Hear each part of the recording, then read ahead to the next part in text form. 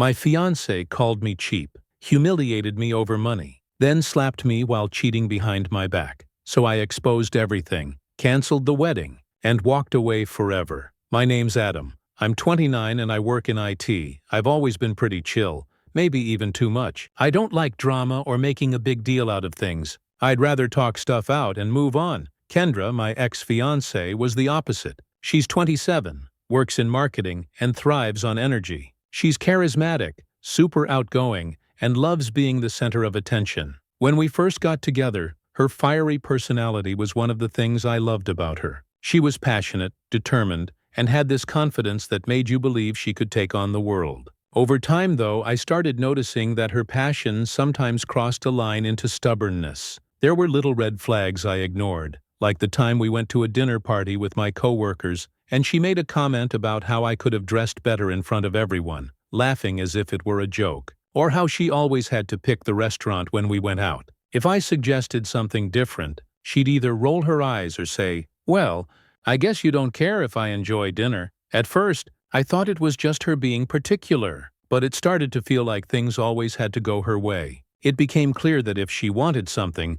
she wouldn't back down until she got it. I brushed it off for the most part because, well, no one's perfect. Fast forward 4 years and we're engaged. Wedding planning was intense, to say the least. Kendra wanted this massive, Pinterest-perfect wedding with over 200 guests, an elaborate venue, and God knows how many floral arrangements. I, on the other hand, wanted something smaller, intimate, and manageable. We weren't rolling in money, and I didn't see the point of blowing our savings on a single day. But every time I brought up my concerns, it turned into a fight. She'd accuse me of not caring about the wedding or not wanting to put in the effort. I tried to explain that I wasn't against the wedding. I just wanted us to be realistic. It wasn't just about the guest list either. Every detail had to meet her exact vision. I remember one time she spent 2 hours debating with the florist about the color of the centerpieces, only to snap at me when I suggested we go with something simpler. "If you're not going to take this seriously, why are you even here?" she said, completely ignoring the fact that I'd left work early to make it to that appointment. It wasn't about compromising. It was about her winning. Then came that night. We were in the living room, buried under the chaos of wedding planning. Papers were scattered everywhere, sticky notes clinging to random surfaces, and a big binder stuffed to the brim sat open on the coffee table. Kendra had spent months assembling that thing, and now it looked like it was holding her sanity together by a thread. She was pacing back and forth, her words tumbling out in an endless rant about finalizing the guest list. She was fixated on inviting a sea of distant relatives I couldn't even begin to place. Cousins thrice removed, their kids, their plus ones. It felt absurd. I sat on the couch, watching her whirl around the room like a storm, trying to find the right moment to speak. "Kendra," I said cautiously, "do we really need to invite people we barely know? Shouldn't this be about the people closest to us?" She stopped mid-step, slowly turning to face me. Her eyes were sharp, her posture stiff. "Why don't you take this seriously, Adam? Do you even care about this wedding?" That question hit like a punch to the gut. I felt the tension in my chest rise, but I forced myself to stay calm. "Of course I care," I said evenly, "but it's not about how many people are there or how extravagant it is. It's about us, about starting our life together." Her expression darkened and her voice rose. "You just don't get it. This isn't about us. It's about celebrating what we have with the people who've been there for our families. This is supposed to be the most important day of our lives, and you're treating it like a business transaction." "It's not that," I said, struggling to keep my frustration in check. "I just think we need to be realistic. We can't afford to invite half the state. That's not what's going to make the day special." Her laugh was short and bitter. "Realistic? You mean cheap, right? You don't care about making this day memorable. You just care about the price tag." "Kendra, come on," I said, my voice trailing off. "Tightening the budget isn't fair," she said, stepping closer with anger in her eyes. "I'm trying to prevent us from going into debt over this. Isn't that what matters? Starting our marriage on solid ground." Her voice was sharp, as if it could cut through the tension. "You always do this. You make me feel ridiculous for wanting something beautiful. Why do I even bother trying to make this special when you clearly don't care?" I stood up, frustration boiling over. "Don't put words in my mouth. I care, but I'm not going to pretend that throwing money at it will make it better. This is supposed to be about love, not putting on a show for people we barely know." She trembled now, her face flushed and her hands balled into fists at her sides. "You're impossible," she said through gritted teeth. "You don't hear me. You never hear me." Her voice cracked, and for a moment I thought the tension might break into something softer, maybe a chance to de-escalate. But then she closed the distance between us, her movements abrupt and determined. "Kendra, let's just—" Before I could finish, her hand came down hard across my face. The slap echoed in the silence that followed, leaving a sharp sting on my cheek and an even deeper one in the pit of my stomach. For a second I just stood there, stunned. I had never been in a situation like that before, and it felt like time froze. My cheek burned, but it was the disbelief that hit me hardest. This was someone I loved, someone I was supposed to marry, and she had just crossed a line I never thought she would. I stared at her, my mind racing to process what had just happened. Her expression shifted immediately from fury to shock, her mouth opening slightly, her face pale. "Adam?" she whispered, her voice shaky and unsteady. I didn't mean to. I swear I didn't." I couldn't speak for a moment. I felt my chest rising and falling as I fought to keep my composure. Looking back, there had been moments leading up to this, the way she'd throw verbal jabs when she didn't get her way, or escalate every disagreement until I was the one who brushed it off, just to keep the relationship intact. This wasn't a one-off. It was the boiling point of something that had been simmering for a long time. Finally, I stood up slowly and deliberately, meeting her eyes with a calmness that surprised even me. "Pack your things," I said,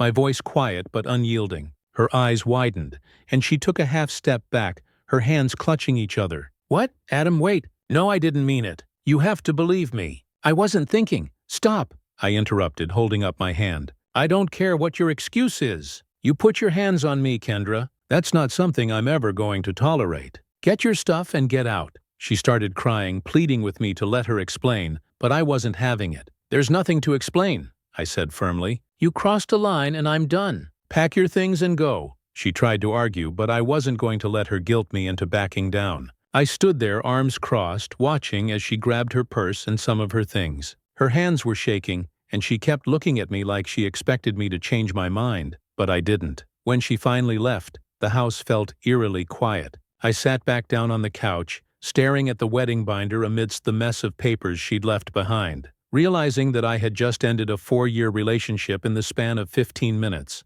And the craziest part? I wasn't even angry anymore. The next morning I woke up to my phone buzzing nonstop. Calls, texts, notifications. It felt like the whole world wanted to know what was going on. Kendra must have told a few people, and it spread like wildfire. I decided to start dealing with the fallout first. I called my parents. My mom answered right away, her voice bright and cheery as if she were expecting a wedding update. "Adam, how's it going? Did you and Kendra finally decide on the cake?" I took a deep breath. "Mom, there's no cake. There's no wedding. I broke it off." She didn't say anything for a moment, and I thought the call had dropped. Then she said, "You what?" In that tone only a mother can pull off, equal parts shock and disappointment. "Look, it's a long story," I said, "but it's over. Kendra's out of the house and I'm calling off the wedding." She didn't take it well. "Adam, this is a huge deal. People are expecting a wedding. Do you realize how embarrassing this will be for everyone involved?" "Mom," I cut in. "She crossed a line."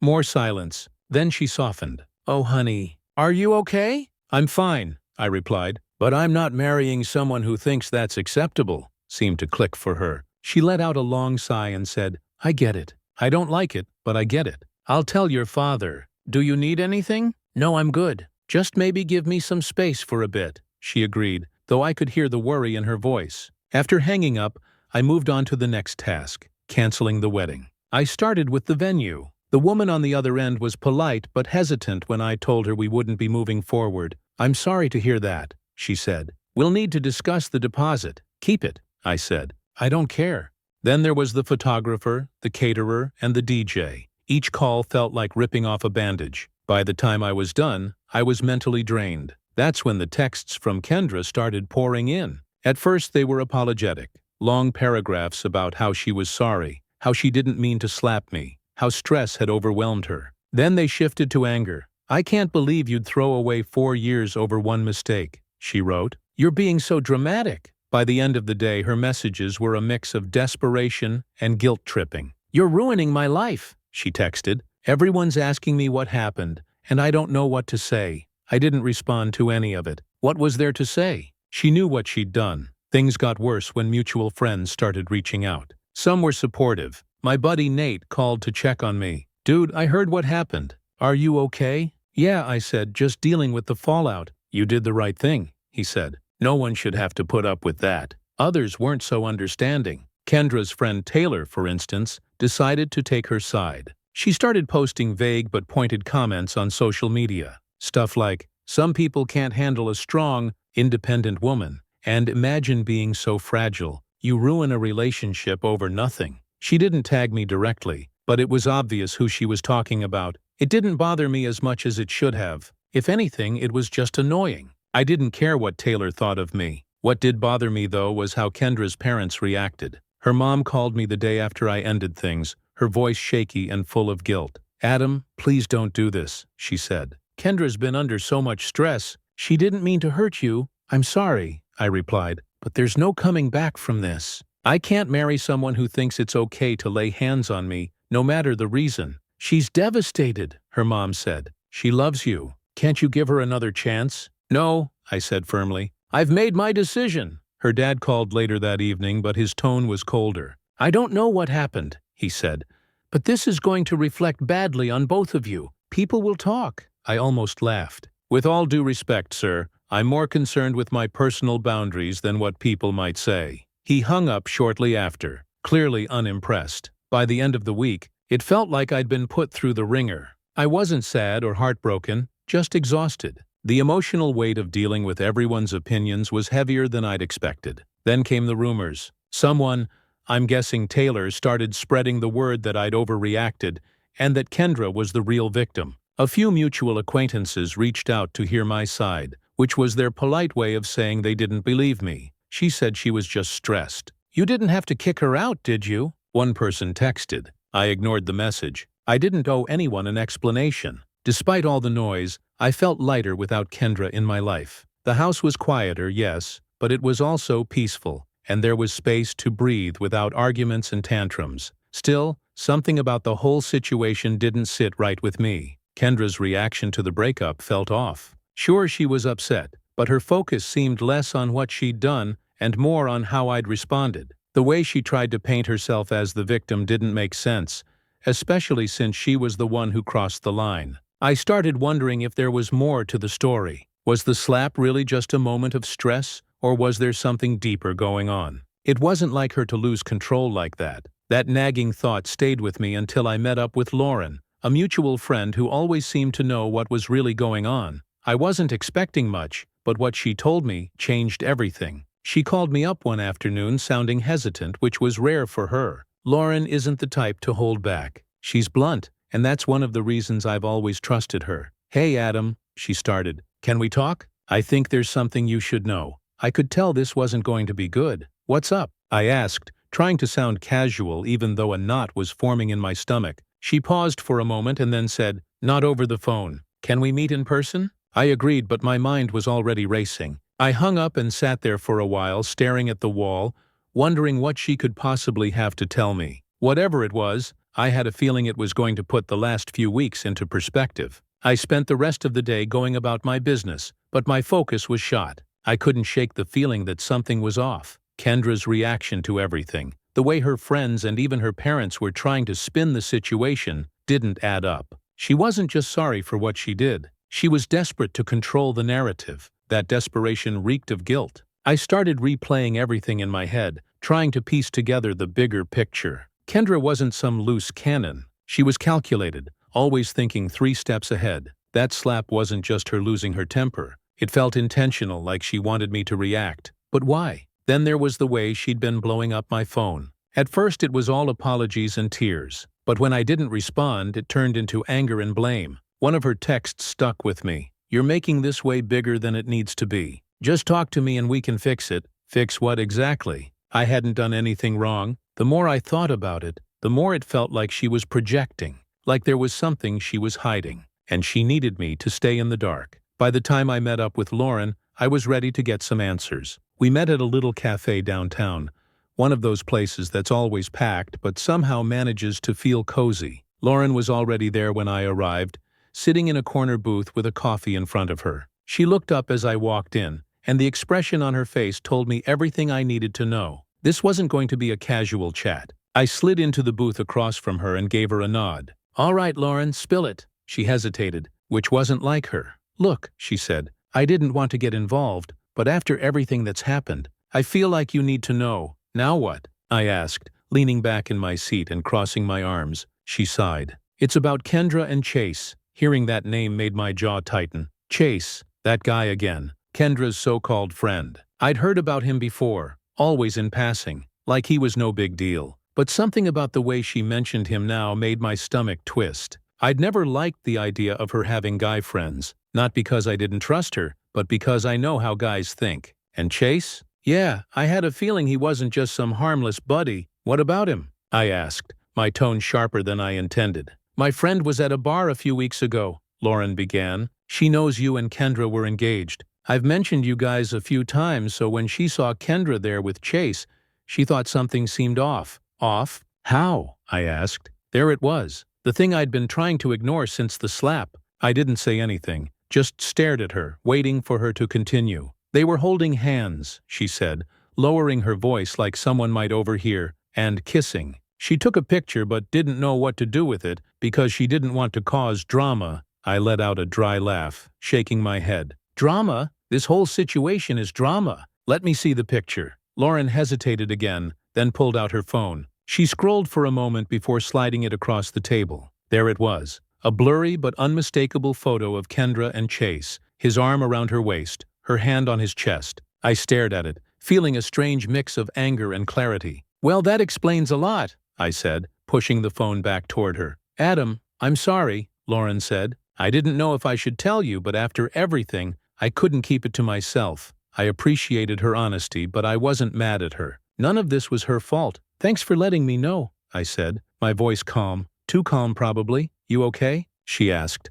eyeing me like she thought I might blow up. I nodded. "Oh, I'm fine. Better than fine, actually. At least now I know the truth." The truth was, I wasn't surprised. Somewhere deep down, I'd known something wasn't right for a while. Kendra had been acting weird for months, distracted, defensive, picking fights over nothing. I'd chalked it up to wedding stress, but now it all made sense. She wasn't just stressed, she was guilty. And that slap? That was just the beginning. It wasn't just a moment of frustration. That was her attempt to bait me, to give her an excuse to flip the script and make me the bad guy. She didn't want to be the one to end things, because that would have made her the villain. Instead, she pushed me until I snapped, or at least until she thought I would. But the thing is, I didn't snap. I didn't give her that satisfaction. I stayed calm. I told her to pack her things and leave. Now, with Lauren's information, I knew I had done exactly the right thing. I sat in the cafe for a while after Lauren left, sipping my coffee and thinking about my next move. I wasn't going to confront Kendra right away. No, I wanted to see how she would react when I didn't take the bait. She had been trying to control the narrative since the breakup, painting herself as the victim, and me as the unreasonable fiancé who couldn't handle the pressure. But now, I had the upper hand, and I wasn't going to let her spin her lies any longer. By the time I got home, I had a plan, and I preferred to do this face-to-face and on my terms. So I texted her, "We need to talk. Meet me at my place tomorrow at 7 p.m. She responded within minutes. "Finally, I've been waiting for you to reach out. I knew you'd realize you overreacted." I didn't bother replying. Let her think what she wanted. Tomorrow, she would see just how wrong she was. The next day, just before 7 p.m., I cleared my living room. The coffee table, usually cluttered with work papers, was empty, except for a single printed photo sitting right in the center. Everything about the space was intentional, calm, controlled, and deliberate. Kendra thrived in chaos, in shouting matches, and in emotional outbursts. But that wasn't my game. I was setting the terms. At 7 p.m. sharp, there was a knock at the door. I opened it to find Kendra standing there in a dress I recognized immediately. It was the one she wore on our 3rd anniversary, back when things were good. She had paired it with flawless makeup and her most disarming smile. The effort was obvious. She stepped inside without waiting for an invitation, her heels clicking against the floor. "I'm glad you reached out," she said. "I knew you'd come to your senses." I motioned toward the couch, not responding. She hesitated for a moment, then walked over and sat down, her smile faltering slightly when she noticed the photo on the table. "What's this?" she asked, picking it up. I leaned against the wall, arms crossed. The room was silent except for the faint rustle of paper as she adjusted the picture. Her hands stiffened, her voice tightened. "Where did you get this?" "Does it matter?" I replied. She looked up, her confident demeanor cracking. "It's not what it looks like." "Then why don't you explain it to me?" I said, my tone steady. She hesitated, the gears turning in her head as she searched for the right lie. Finally, she let out a small laugh, though it sounded hollow. "Adam, this is ridiculous. Chase is just a friend. Someone must have misunderstood what they saw." I remained where I was, my face calm, my stance unyielding. The silence between us stretched uncomfortably long until she broke eye contact, looking down at the picture again. "Adam," she tried again, her tone softer now, almost pleading. "I know this looks bad, but I swear—" "Stop!" I said sharply, cutting her off. "Don't waste my time. We both know what this is, so why don't you drop the act and tell me the truth for once?" Her shoulders slumped slightly, and for the first time she looked unsure. When she finally spoke, her voice was quieter. "Fine, yes, I was with Chase, but it wasn't serious. I didn't mean for it to go anywhere." I pushed off the wall and took a step closer. "It wasn't serious," I repeated, my tone cold. "Then what was it? A hobby? A stress reliever? Explain it to me, because I want to know how cheating on your fiancé fits into your grand plan." Her lips trembled, but she quickly masked it with a defensive tone. "I was overwhelmed, Adam. The wedding, the planning, everything. I felt like I was drowning. And Chase? He was just there when I needed someone to talk to." "Talk to," I said flatly, gesturing toward the photo on the table. "You call that talking?" She looked away, unable to meet my gaze. "I didn't mean to hurt you," she whispered. "No," I said, taking another step closer. "You just didn't care enough not to." Her head snapped up, her expression a mix of anger and guilt. "That's not fair," she said, her voice rising. "I made a mistake, okay? But you weren't exactly perfect either. You were so distant, so focused on budgets and logistics. You didn't even notice how stressed I was." I tilted my head, slightly unfazed by her attempt to shift blame.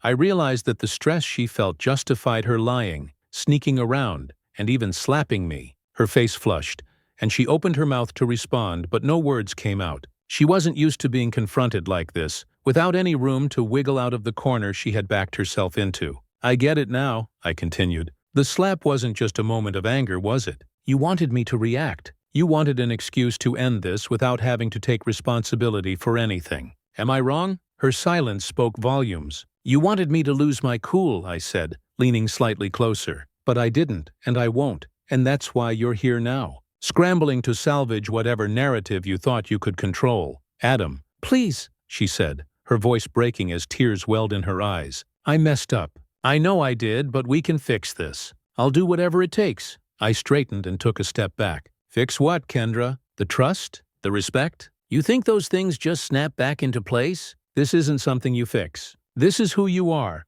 and I'm not interested in being a part of it." She stood up abruptly, her voice rising again. "So that's it? You're just going to throw everything away? 4 years, Adam? 4 years, and you're going to walk away over one mistake?" "This wasn't one mistake," I said firmly. "This was a series of choices. You chose to cheat. You chose to lie. You chose to cross the line when I didn't give you the reaction you wanted. This isn't me throwing anything away. This is me walking away from someone who already did." Her tears came then, streaming down her face as she reached for me. I stepped back again, shaking my head.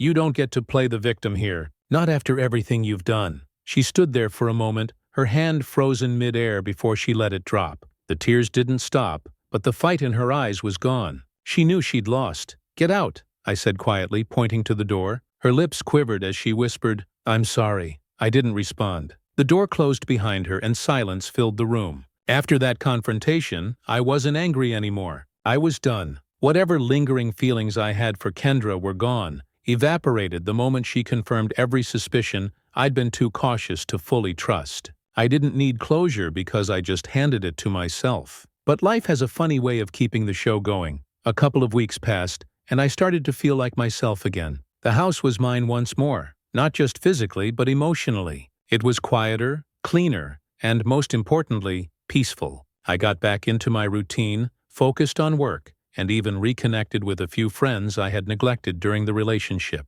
That's when the first cracks in Kendra's new life started to appear. I hadn't heard much about her since she left, and I wasn't actively looking for updates. But mutual friends have a way of keeping you in the loop. whether you want to be or not. Nate, my best friend and an absolute vault of information, called me one evening with that tone he gets when he's trying not to laugh too hard. "Bro," he said, barely able to contain himself. "You are not going to believe this." "What?" I asked, already bracing for something ridiculous. "Kendra moved in with Chase." I raised an eyebrow, leaning back in my chair. And he dumped her hard." Now that got my attention. "What do you mean, dumped her?" I asked. "I mean, he kicked her out, Adam," Nate said, clearly enjoying himself. "Apparently she's been staying with her parents ever since. Word is he caught her cheating on him too." I couldn't help it. I laughed. Not just a chuckle, but a full-on, can't-catch-my-breath laugh. Karma doesn't always work quickly, but when it does, it's poetic. "Wait," I said, still grinning. "She cheated on Chase? With who?" "Some guy from her gym," Nate said. "Apparently they'd been hooking up for weeks. Chase found out and threw her stuff out on the lawn. One of his neighbors took a video of it and posted it online." I shook my head, half in disbelief and half in satisfaction. "Send me the video." Nate didn't even hesitate. Within seconds, I had a link to a grainy clip showing Chase tossing garbage bags full of Kendra's belongings onto the grass, while she stood there crying and yelling at him. He didn't say much, just pointed at her car and shouted something about her needing to leave before he called the cops. It was a mess, a perfect karmic mess. I realized how blatantly obvious it was that her pattern of self-destruction was finally catching up to her. "Guess she's not as smooth as she thinks she is," I said, smirking. "That's an understatement," Nate replied. "Dude, it's wild. Everyone's talking about it. Even her little social media crew is turning on her. Taylor hasn't posted anything defending her since it all went down." Taylor, Kendra's self-proclaimed best friend, had been one of the loudest voices trashing me online after the breakup. She'd posted all kinds of vague, passive-aggressive nonsense about fragile men and how real women intimidate the weak. I'd ignored it, of course, because engaging with her wasn't worth my time.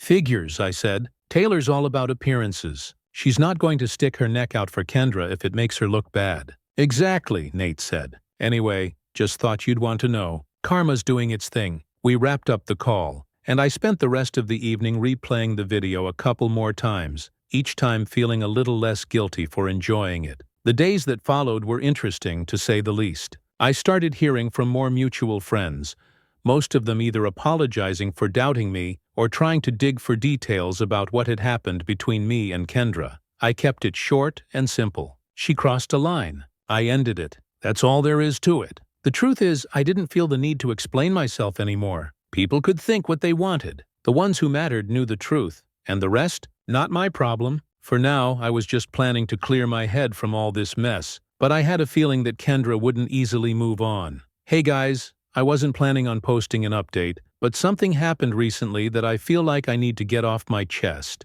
For those of you who followed my last post, you know I kicked Kendra out of my life after everything she pulled. The slap, the cheating, the manipulation. It was all too much, and I wasn't about to let her walk all over me anymore. Life had been solid since then, peaceful even. But of course Kendra wasn't done yet. Last week she showed up at my house. Yeah, you read that right. I wasn't expecting it. I hadn't heard from her in months, and I assumed she was off doing whatever it is people like her do when their life falls apart. I was sitting on the couch halfway through a documentary when there was a knock at the door. It was late, close to 10 p.m., and I wasn't expecting anyone. I opened the door to find her standing there. She looked rough, hair messy, eyes puffy, makeup smeared like she'd been crying the whole way over. This was a different Kendra, one I barely recognized. "Adam," she said, her voice shaky. "Please, I need to talk to you." I didn't even let her finish. "No," I said, stepping back to close the door. "Wait," she cried, holding the door frame. "Please, just hear me out. I've been thinking about everything, and I know I messed up, but I've changed. I need you to know that." I stared at her, my hand still on the door. "Kendra, I don't know what part of 'we're done' you didn't understand, but nothing you say is going to change that." She started crying harder, her voice breaking. "I know I hurt you, okay? I know I screwed up, but I've been going to therapy, journaling, working on myself. I've been trying to fix everything I ruined." I shook my head. "Good for you, but that's not my problem anymore." Her tears didn't stop. "Adam, please. I love you. I never stopped loving you. I didn't know how to handle things back then. I got lost." I laughed, a short, sharp sound that made her flinch. "Lost? You didn't get lost, Kendra. You made choices. You cheated, you lied, and you slapped me. None of that was an accident, and none of it was my fault. So don't stand here and act like I owe you anything. Can't we just talk? She begged, her hands clasped together like she was praying. Just for a few minutes. No, I said firmly. We have nothing to talk about. Whatever you think we had, it's over. It's been over since the moment you decided to betray me. Her face crumpled, and for a second, I thought she might collapse. Adam, she whispered, her voice barely audible. I don't have anyone else. I stepped back, my hand tightening on the door. That's not my fault, and it's not my responsibility to fix. I pushed the door closed, but she stopped it with her hand. Please, she said again, her voice desperate. Just give me a chance. I'll prove to you that I've changed. I let out a sigh, leaning against the door frame. Kendra, you don't get it, do you? This isn't about whether you've changed or not. It's about the fact that I don't trust you anymore. You broke something that can't be fixed. No amount of therapy or promises will change that. Her hand fell to her side as she stepped back, her shoulders drooping. For a moment she stood there staring at the ground. Then she looked up at me, her eyes red and swollen. I'm sorry, she said, her voice cracking. For everything. I nodded once. Good. Now go. I didn't wait for her to respond. I closed the door, locked it, and walked away without looking back. Through the window, I saw her standing on the porch for a few more minutes before she finally left. And that was it. No dramatic ending, no last-minute arguments, just a clean break. Honestly, I felt nothing. No anger, no sadness, no regret. It was as if a weight I hadn't even realized I was carrying had been lifted. People like Kendra don't change overnight. Maybe she'll figure herself out one day, but that's not my problem. I refuse to let her back in just because she's finally realizing what she lost. For me, self-respect isn't negotiable. Once someone shows you who they really are, you don't give them the chance to do it again.